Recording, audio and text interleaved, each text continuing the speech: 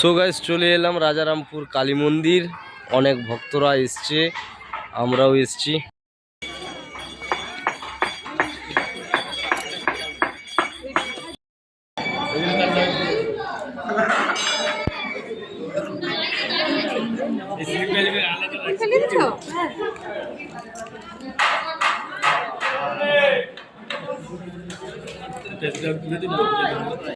এই যে গাছটি দেখছো, এটা একটি বট গাছ। এখানে সবাই মানত করে এই সব বেঁধে যায়।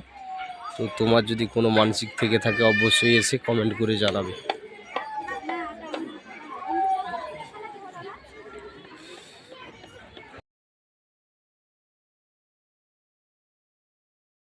তো গাইস ভক্তরা প্রচুর পরিমাণে এসছে, চলে এলাম আমরা।